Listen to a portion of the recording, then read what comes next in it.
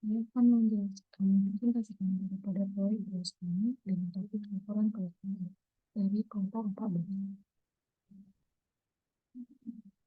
Ini pertama-tama saya akan mengenalkan diri terlebih dahulu. Nama saya Fernanda dengan SK 103 dari kelompok 14. Dalam kesempatan kali ini saya akan presentasikan ada deskripsi project, key features of MVP, demokrasi, dan summary. Nah, pertama deskripsi dari topik proyek ini itu adalah aplikasi laporan kerusakan, yang mana aplikasi ini digunakan untuk melakukan manajemen kerusakan sarana dan prasarana dari asrama. Laporan kerusakan dapat dilaporkan secara langsung melalui aplikasi ini oleh setiap mahasiswa yang berada dalam asrama.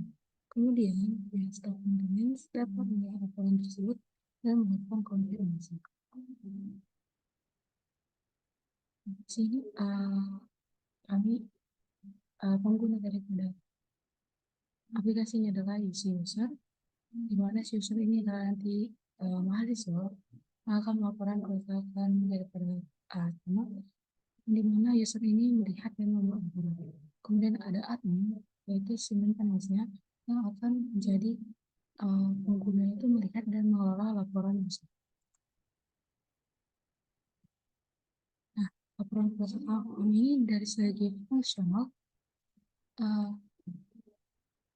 laporan ini memanfaatkan laptop atau komputer untuk menyampaikan informasi berupa tulisan.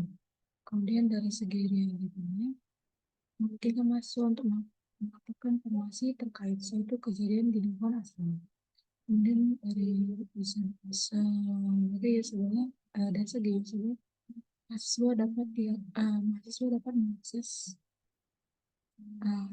program ini dimanapun menggunakan laptop atau komputer tanpa melalui secara langsung pihak terkait. Kemudian dari segi informatik desainnya, desain yang kami rancang ini adalah lebih simple dan lebih mudah untuk dipakai. Nah, target user kami ini adalah mahasiswa putri asrama Mampe Prodi S1 Informatika. Nah, si mahasiswa putri ini dapat melaporkan kerusakan properti di asrama dengan membuat laporan pada aplikasi dan membuat judul properti yang rusak, lalu disertai dengan keterangan. Dengan adanya laporan kerusakan ini, maka melapor kerusakan di perjalanan asrama itu benar-benar dan itu akan saya tunjukkan di demo aplikasi dan laporan kerusakan kami.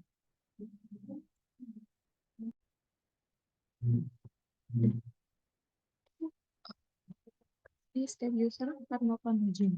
Nah, untuk itu kami membuat halaman login ini. Di halaman login terdapat ada dua text field, itu berisi username dan password. Kemudian ada juga tombol submit dan tombol button register ketika user belum memiliki akun. Jadi si text field ini memiliki teks yang nanti ketika diinput daripada username atau passwordnya, maka akan kelihatan username dan passwordnya. Apakah ada user yang login? Jika berhasil login, maka nanti si user ini akan tampil ke menu halaman home daripada aplikasi ini.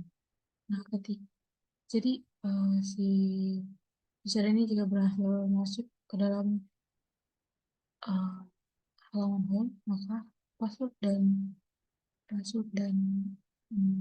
username tadi itu disimpan di dalam consutil.out. Jadi akan disimpan di sini.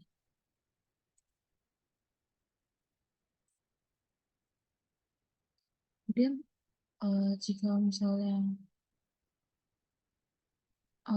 username atau passwordnya yang dimasukkan salah, maka akan muncul tampilan error pada halaman nanti.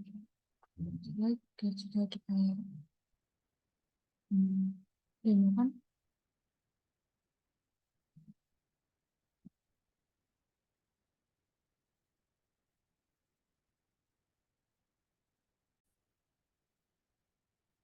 Dan contohnya admin dan sharing.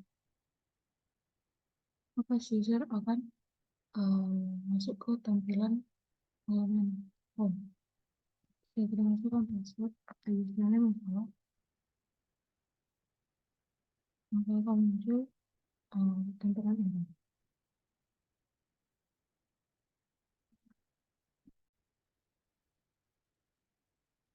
Post utility itu dari mana? Post utility dari package utils. Di sini disimpan data-data statik dari produk dan kemudian kita akan balik ke halaman register. Nah, dalam halaman register ini ada dua text field, nama, username, dan password. Ini juga berupa teks yang ketika dimasukkan inputan, maka akan tampil teks, akan nampak teks ini. Kemudian ketika user klik tombol submit, maka nanti akan kembali ke halaman login. Nah, ketika berhasil, user akan halaman login, tapi ketika tidak berhasil melakukan register, maka akan tampil akan error, yaitu gagal melakukan pendaftaran. Nah, so, ketika kita melakukan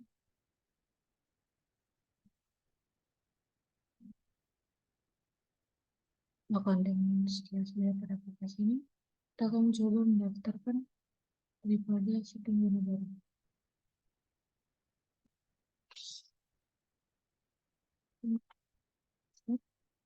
Dan kita akan mengatur nama user yang baru.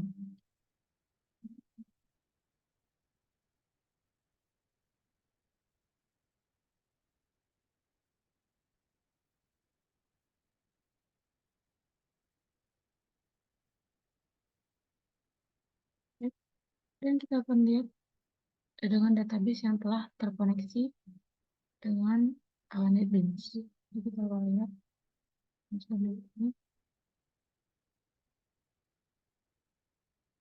ini telah masuk dan telah terdaftar.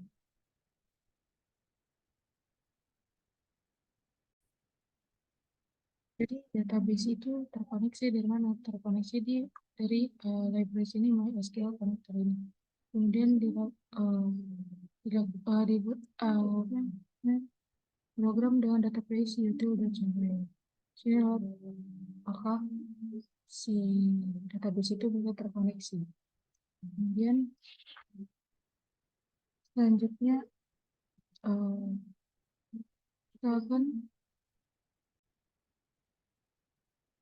kita akan kembali lagi ke halaman register. Nah, di halaman register ini ketika si user mengklik tombol submit, maka data-data itu akan tersimpan. Itu diambil ini username dan passwordnya. Kemudian kita menginstansiasi objek pengguna. Tujuannya itu tujuan objek ini digunakan saat dia akan ditambahkan ke database nanti. Itulah tadi SQL database yang telah saya tunjukkan tadi. Di situ kita deklarasikannya dengan si user controller. Kemudian dipanggil method insert, kemudian dimasukkan objek penggunanya itu si user tadi. Jika kita lihat si insert, di insert meminta parameter berupa user. Nah, di user itu bisa diambil get name, get username, dan passwordnya. Jadi kalau misalnya ID yang kita beri itu tidak sama dengan 0, berarti dia itu ID-nya juga dibuat. Sedangkan kalau ID-nya itu sama dengan 0, berarti ID tidak perlu diinsert. Ketika koneksi execute, dia akan mengembalikan nilai boolean true atau false. Ketika dia berhasil menambahkan, dia akan mereturnkan true. Jika dia gagal, maka akan return false. Jadi kita sudah ada data return false dan return true antara berhasil menambahkan data atau tidak. Dan jika kita kembali ke halaman login tadi, berarti si user telah berhasil melakukan register. Maka si pengguna itu bisa kembali ke halaman login. Nah, kemudian ada tampilan home. Nah, di tampilan home ini terdapat fitur daripada dashboard laporan saya. Nah, kalau di fitur kelola laporan ini, nanti itu ketika kita sebagai admin. Jadi, si admin itulah yang dapat melakukan kelola laporan. Nah, di tampilan home ini ada Gtable, yaitu yang menyimpan data daripada laporan, seperti ID, nama, judul laporan, dan deskripsi dan tanggal dilaporkannya. Kemudian di halaman reports juga memiliki di halaman reports ini, My Report juga memiliki tampilan yang sama. Ada jadi setelah kita klik nanti button laporan saya, maka si kelola maka akan tampil ke laporan yang telah kita lakukan pengaduannya. Jadi kita ketika kita dari home, kita bisa langsung klik ke button pengaduan ini. Ketika kita klik button pengaduan itu, maka di sini tampil tambah laporan kerusakan. Jadi, nah ketika kita klik button selesai, maka si user nanti akan kembali ke halaman home yang menampilkan data-data laporan pengaduan yang telah ditambahkannya. Jadi di sini juga ditambahkan jika isi daripada deskripsinya kosong, maka akan tampil pesan error tidak boleh ada data yang kosong. Nah, jika uh, si jika misalnya si user itu memasukkan uh, dia memasukkan ketika dia memasukkan laporannya tapi dia gagal, maka akan muncul pesan error juga gagal membuat laporan kerusakan. Nah, di sini kita akan lihat sebagai si admin. Si admin ini di laporan admin ini nanti ada kelola laporan. Kelola laporan juga punya Gtable, itu berbagai macam laporan yang telah didaftarkan. Nah, di si admin itu bisa melakukan ubah status. Nah, ubah status inilah nanti ada pesan pending, di pending, atau di progress, atau ditolak, ataupun di telah selesai. Terus si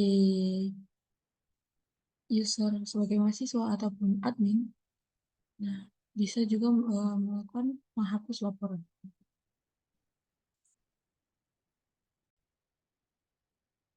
Jadi kita akan lihat lagi kembali uh, untuk tahap-tahap melakukan laporan pengaduan.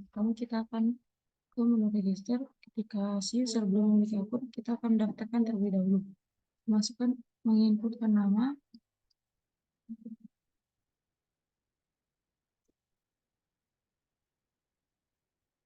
username,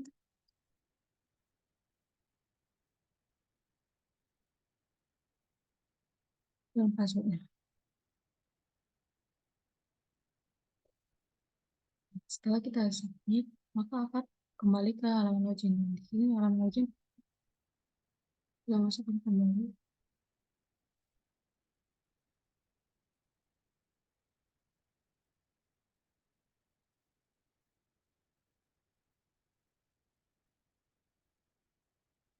Berarti di sini tampilkan pesan error, berarti si username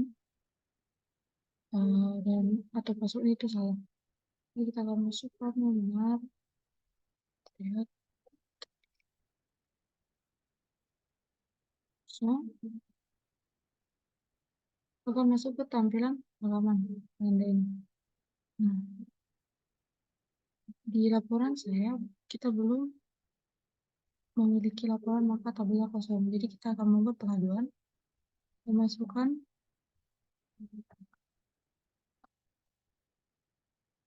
layanan,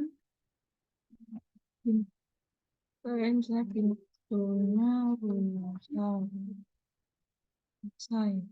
Nah, ini dia.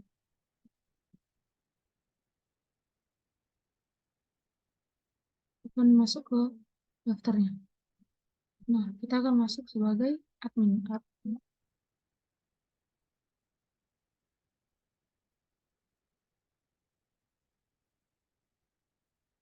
Admin akan melihat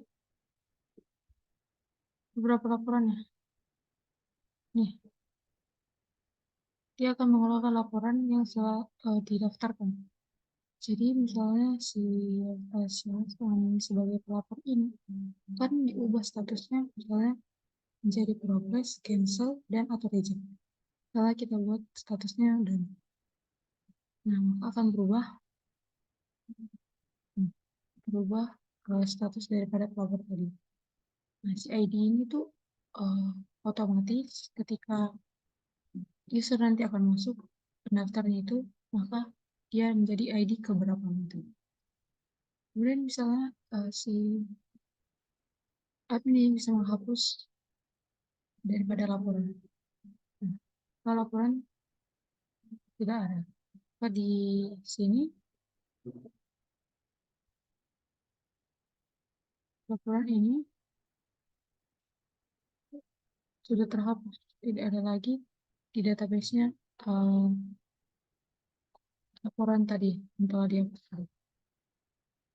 Kemudian user baik admin ataupun mahasiswa bisa log out dan keluar daripada program.